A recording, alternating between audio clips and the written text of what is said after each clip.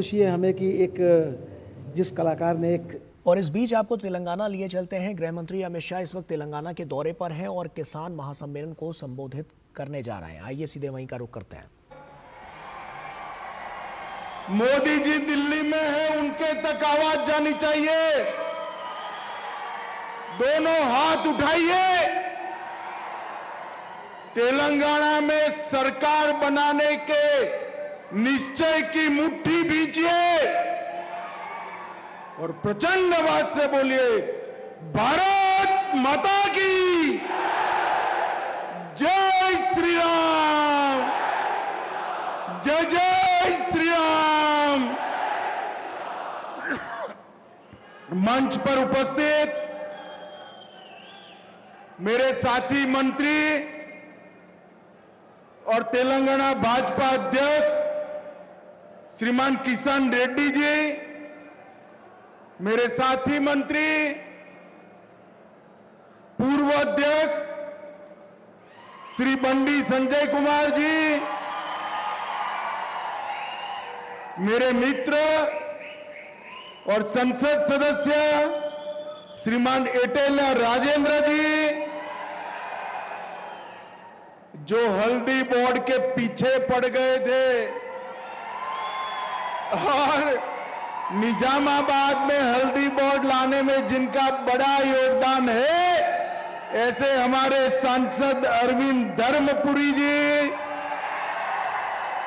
श्री के लक्ष्मण हमारे सांसद जी, अब जोर से ताली बजाना, राष्ट्रीय हल्दी बोर्ड के पहले अध्यक्ष पल्ले गंगा रेड्डी जी, श्री ए महेश्वर रेड्डी जी, श्री पैडी राकेश रेड्डी जी, श्री दंपल सूर्यनारायण राव जी, श्री दिनेश कुलाचारी जी, और आज निजामाबाद की ये वीर भूमि पर आए हुए प्यारे भाइयों, बहनों, माताओं और मेरे जिगर के टुकड़े जैसे युवा मित्रों, आप सभी को नमस्कार।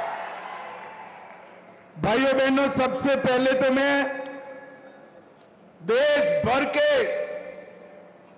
निजामाबाद के और पूरे तेलंगाना के हल्दी के किसानों को बहुत बहुत बधाई देना चाहता हूं, क्योंकि आज हमारे नेता और प्रधानमंत्री नरेंद्र मोदी जी ने 2023 के चुनाव में जो वादा किया था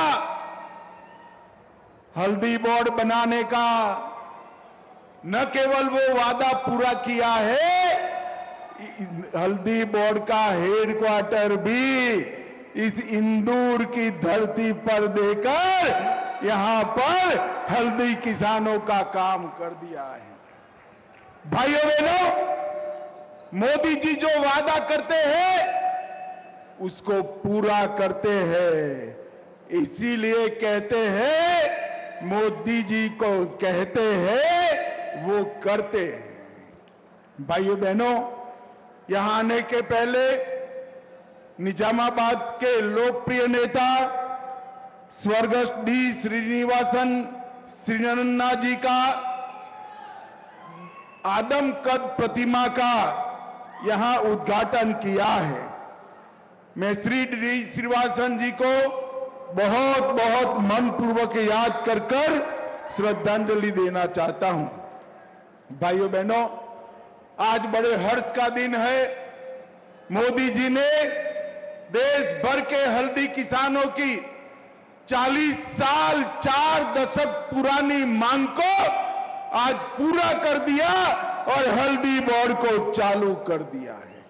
हमारे सांसद अरविंद धर्मपुरी, किशन रेड्डी, इटेला राजेंद्र जी और मेरे साथी बंडी संजय कुमार जी का बड़ा योगदान है ये हल्दी बोर्ड के लाने के लिए। आज मैं निजामाबाद की इस किसान सम्मेलन को कहना चाहता हूं, एक बार दोनों हाथ खड़ा कर मोदी जी के समर्थन में अपने स्थान पर खड़ा होकर जोर से ताली बजाकर धन्यवाद करिए हल्दी बोर्ड के लिए। मोदी जी ने वादा जो किया था वो वादे को पूरा किया बैठे बैठे, और इससे हमारे निजामाबाद की, तेलंगाना की, भारत की हल्दी आने वाले दिनों में विश्व के बाजार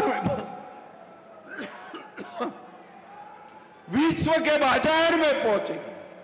और भाइयों बहनों, हल्दी के दाम आज जो कई बार गिर जाते हैं, एक दिन ऐसा आएगा कि हल्दी के दाम कभी नहीं गिरेंगे, कभी नहीं गिरेंगे। ये हल्दी की औषधीय विशेषताओं को हल्दी बोर्ड देश भर में, दुनिया भर में प्रस्थापित करेगा। निजामाबाद हल्दी के व्यापार का वैश्विक केंद्र बनेगा। एफपीओ को ताकत मिलेगी, किसानों को ताकत मिलेगी, और इसके साथ साथ भारत सरकार ने 2 कोऑपरेटिव बनाए हैं, भारत एक्सपोर्ट कोऑपरेटिव लिमिटेड और भारत ऑर्गेनिक। ये दोनों का ब्रांच यहां पर हम निजामाबाद में खोलने का भी निर्णय कर चुके हैं। और भाइयों बहनों, इसका पैकेजिंग, मार्केटिंग और एक्सपोर्ट तीनों के लिए हम बहुत जल्दी एक पूरी व्यवस्था बनाएंगे।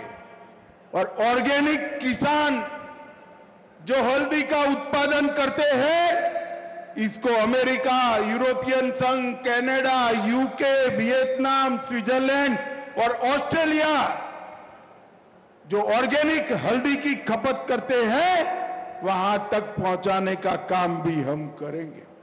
भाइयों बहनों, मैं यहां आया हूं तब मैं ऑपरेशन सिंदूर की भी बात करना चाहता हूं। मोदी जी इस देश के प्रधानमंत्री बने 2014 में। बाद में मोदी जी ने इस देश की सुरक्षा को चौक चौबंद करना शुरू किया। एक जमाना था जब 10 साल तक कांग्रेस की सरकार थी, आए दिन पाकिस्तान के आतंकवादी आते थे, हमले करते थे और भाग जाते थे, कोई बोलने वाला नहीं था। मोदी जी की सरकार में 10 साल में 3 बार बड़े प्रयास किए। उरी में किया, पुलवामा में किया और पहलगांव में भी किया। उरी में किया, सर्जिकल स्ट्राइक की, पुलवामा में किया, एयर स्ट्राइक की, और पहलगांव में किया, पाकिस्तान में घर में घुसकर ठोकने का काम किया। पहलगांव के हमले के बाद मोदी जी ने कहा था कि इनको बड़ा सबक सिखाएंगे, और पाकिस्तान धमकी दे रहा था एटम बम के। कांग्रेसी सोचते थे कुछ नहीं होगा, कुछ नहीं होगा, कुछ नहीं होगा, और एक दिन रात को हमारे सेना के बहादुर जवानों ने आतंकी संस्थाओं के हेडक्वार्टर को उड़ाकर सैकड़ों आतंकवादियों को धराशायी कर दिया। और आज भी राहुल गांधी कुछ न कुछ सवाल खड़े कर रहे हैं। अरे राहुल बाबा, क्या साबिती मांग रहे हो? ये पाकिस्तान वालों के हुलिया देखो तो मालूम पड़ जाएगा। जो कहते थे कि हम भारत को चैन से सोने नहीं देंगे, उनके हेडक्वार्टर को उड़ाने का काम हमारे नेता नरेंद्र मोदी ने किया। नरेंद्र मोदी। और भाइयों बहनों, सिर्फ ऑपरेशन सिंदूर नहीं, मोदी जी ने इस देश को सुरक्षित किया। 4 दशक से नक्सलवादी इस देश का आदिवासियों के क्षेत्र में 40,000 लोगों का जान गया। मेरे कई आदिवासी भाई पैर गंवा बैठे, हाथ गंवा बैठे, जान गंवा बैठे। मुझे बताओ निजामाबाद वालों, ये नक्सलवादियों को समाप्त करना चाहिए या नहीं करना चाहिए? जोर से बोलो, करना चाहिए या नहीं करना चाहिए? ये तेलंगाना कांग्रेस पार्टी के अध्यक्ष कहते हैं कि इनको शरण में लाओ। कौन ना बोल रहा है भाई? जिसको सरेंडर करना है करे। मैं इस मंच पर से कहता हूं, सारे लोग हथियार छोड़ दो और सरेंडर करो। मगर सरेंडर नहीं करेंगे तो हमने तय किया है 31 मार्च 2026 के पहले इस देश से नक्सलवाद को हम समाप्त कर देंगे, समाप्त कर। मुझे बताओ निजामाबाद वालों,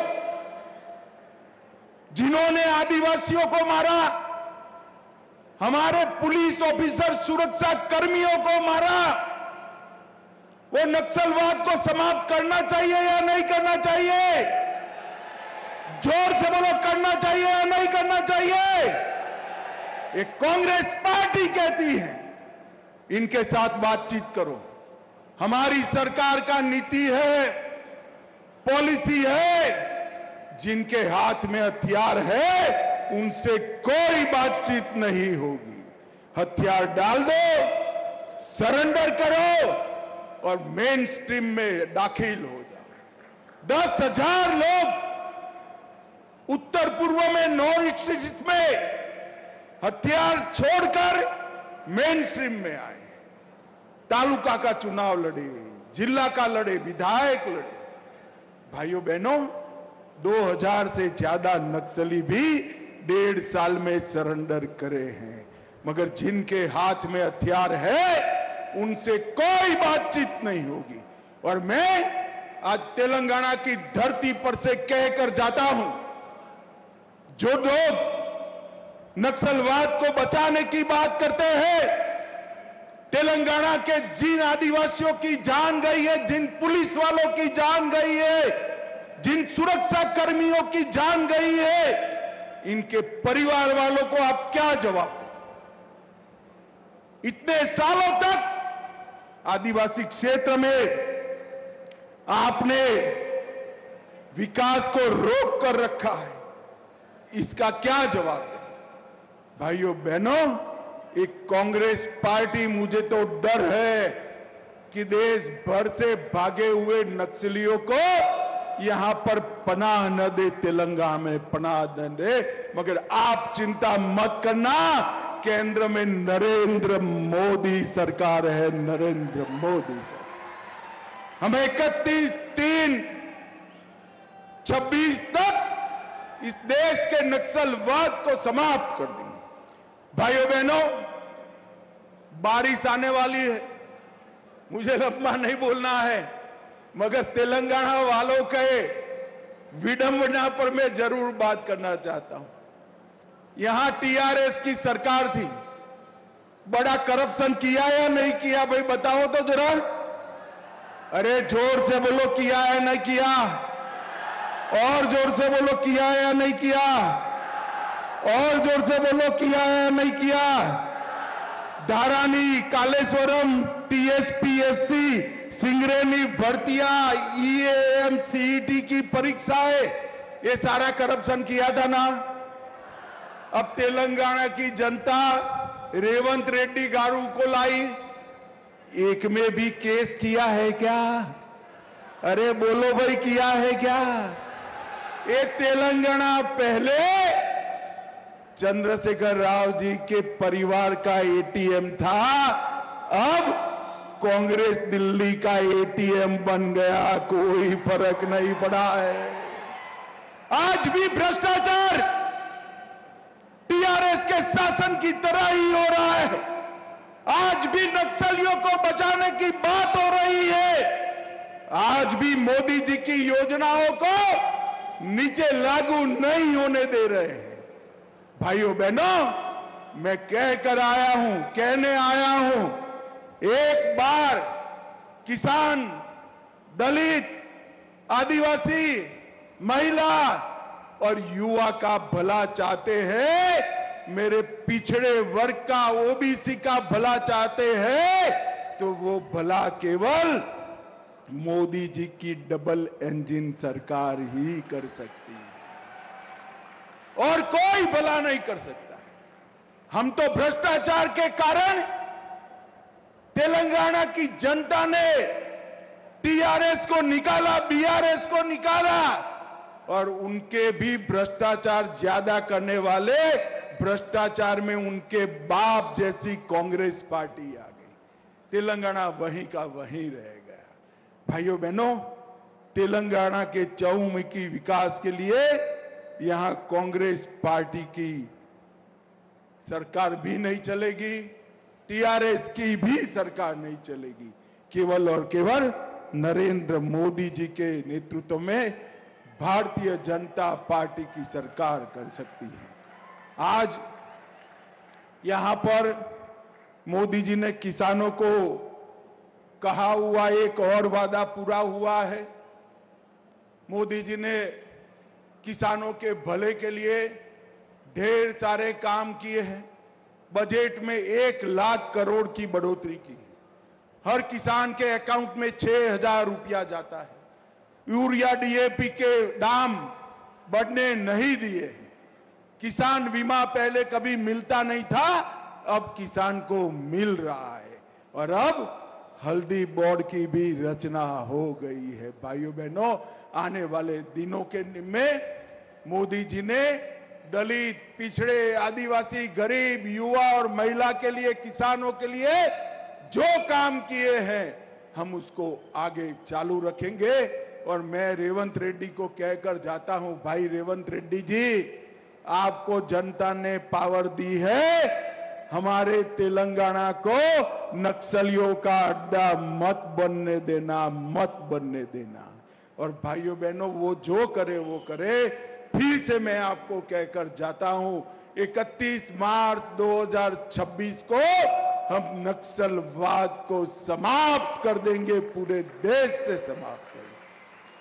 फिर से एक बार तेलंगाना के और देश भर के हल्दी के किसानों को मोदी जी की ओर से बहुत बहुत बधाइयां और हल्दी बोर्ड बनने के बहुत बहुत अभिनंदन।